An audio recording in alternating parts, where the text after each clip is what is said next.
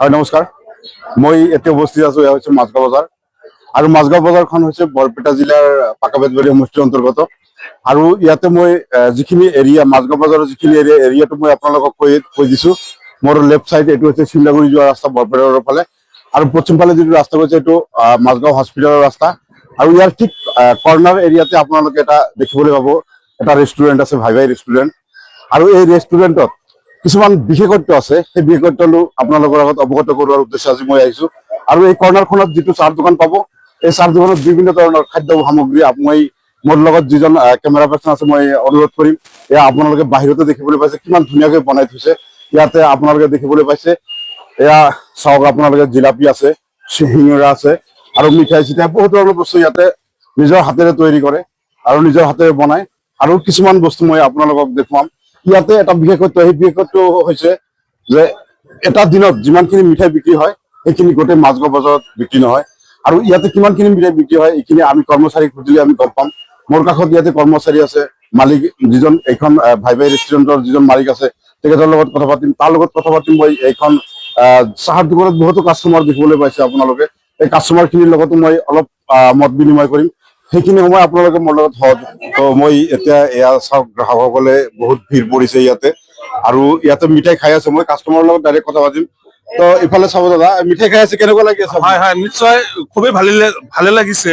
শুনা পাইছিলো যে জয়নাগাটনত মিঠাই বহুত উন্নত মানৰ, তাতেও ভাল, মানে তাত চাই মানে বেছি মানে ভাল লাগিছে। আৰু কেনেকুৱা ইয়াতে মিঠাই কেনেকুৱা হয়? ইয়াতে মিঠাই খাই আচলতে অন্য ঠাইতো মিঠাই খাইছো, কিন্তু ইয়াত মিঠাই মানে অতুলনীয় আৰু হয় নেকি? অতুলনীয়। এজন আছে, ছাৰ লগত অলপ কথা পাতিম। ছাৰ, ইয়াতে মিঠাই কেনেকুৱা হৈছে, আপোনাৰ কেনেকুৱা লাগিছে ইয়াত? নমস্কাৰ। মিঠাই মোটামুটি ভালো হৈছে। ভালে মানে আমি ইয়াৰ আগতো বহু বছৰ আগত হয়তো জৈনাগাটনত গেছো, তাৰো মিঠাই খাইছো। তাৰো মিঠাই আটা শুনাছিল বা দেউতা আহাৰ মুখতো শুনিছো, তাৰে মিঠাই বোলে যথেষ্ট ভাল। আৰু আমিও খাইছো, খোৱাৰ পিছত মোটামুটি তাৰে বেয়া নহয়, ভালে বুলি পাইছো। বিভিন্ন দোকানত বহু মিঠাই মাজে মাজে খাওঁ, নোখোৱা নহয়। কিন্তু দেখা পাওঁ যে অন্য দোকানতকৈ এইখন দোকান অৰ্থাৎ সাইফুল ইছলামৰ যিটো ভাই ভাই ষ্টুডেণ্টৰ যিটো দোকান, মিষ্টিৰ দোকান বা ইয়াৰ লগত আৰু বিভিন্ন সামগ্ৰী আছে, সঁচাকে মিঠাইটো বেলেগ ধৰণৰ উৎকৃষ্ট আৰু খোৱাটো আছে, বেয়া নহয়। আৰু মাজগাঁও বজাৰৰ ভিতৰত আমি উৎকৃষ্ট বুলি ক'ব পাৰো। হয়, ধন্যবাদ ছাৰ। আৰু এতিয়া মই এই দোকানৰ যি কৰ্মচাৰীসকল আছে, মানে যিসকলে মিঠাই বনায়, সেইসকলৰ লগত কথা পাতিবলৈ চেষ্টা কৰি আছো। তো কি বনোৱা তই?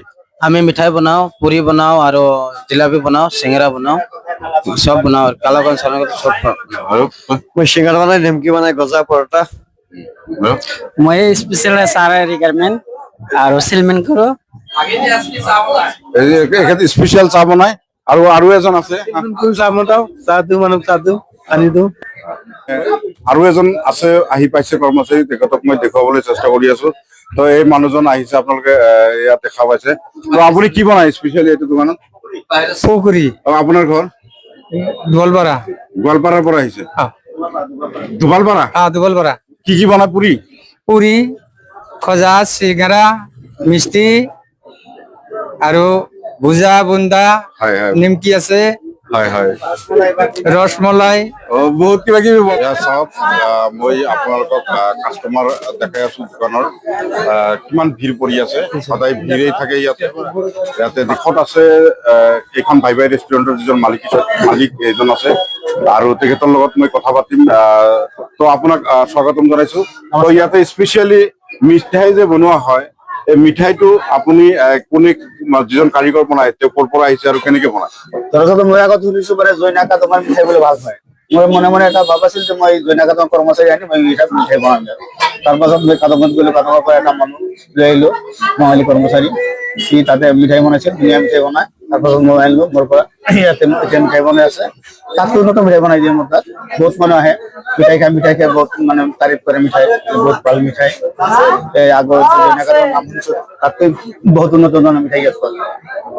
আপোনালোকে শুনা পাইছে। আৰু মই এটা কথা কৈছো, ডেইলি আপোনাৰ দৈনন্দিন মিঠাই কিমানটা কৰি চেল হয়, কিমানটাকৈ বনায়? মই ডেইলি আপোনাৰ মোটামুটি 50-60 কিলো গাখীৰৰ মিঠাই বনাও। মোটামুটি 1000-1500 মিঠাই বনাও প্ৰতিদিনা।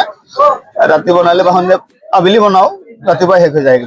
বহুত দূৰৰ পৰা অৰ্ডাৰ আহে, মানুহে লৈ যায় বা হয়, ইতিমধ্যে আপোনালোকে শুনা পাইছে, এইখন মিঠাইৰ দোকান, চাহৰ দোকান, ইয়াতে মিঠাই যিখিনি বনোৱা হয় ১৫০০ মিঠাই। মাজগাঁও বজাৰৰ গোটেইখিনি গোটেই মানে প্ৰায়বোৰ দোকানতে মিঠাই পোৱা যায় চাহৰ দোকানত, কিন্তু সেইবোৰ দোকানত যিখিনি চেল হয় গোটেইকেইটা দোকানে একলগ কৰিলেও এই দোকানৰ সমান নহয়, আৰু বহুত দূৰ দূৰণিত অৰ্ডাৰো আহে এইটো দোকানত চেল হোৱাৰ কাৰণে। তো আপোনালোকক যদি মিঠাইৰ প্ৰয়োজন হয় তেনেহলে আপোনালোকে অৰ্ডাৰ কৰিব পাৰিব, আৰু মই আপোনালোকৰ এই দোকানৰ ঠিকনাটো আগতে দিছো, আৰু এবাৰ কৈ আছো, যিটো মাজগাঁও বজাৰৰ তিনিআলি আছে, শিমলাগুৰি ফালে যোৱাৰ যিটো ৰাস্তা আছে, আৰু সেই ৰাস্তাটোৰ পৰা যিটো আকৌ এটা ৰাস্তা আছে আপোনাৰ মাজগাঁও মডেল হস্পিটেললৈ, তাৰ ঠিক কৰ্নাৰত যিটো চাহৰ দোকান আছে, এই চাহৰ দোকানতে আপোনালোকে এই মিঠাইৰ দোকানটো পাব, ভাই ভাই ৰেষ্টুৰেণ্ট বুলি লিখা আছে। তো এইটো দোকানত আপোনালোকে সোমাই আহিব, আৰু আপোনালোকৰ স্ক্ৰীণত নাম্বাৰ দিয়া আছে, কাৰোবাৰ যদি অৰ্ডাৰৰ প্ৰয়োজন হয় আপোনালোকে ফোনত যোগাযোগ কৰি আপোনালোকে অৰ্ডাৰ দিব পাৰিব।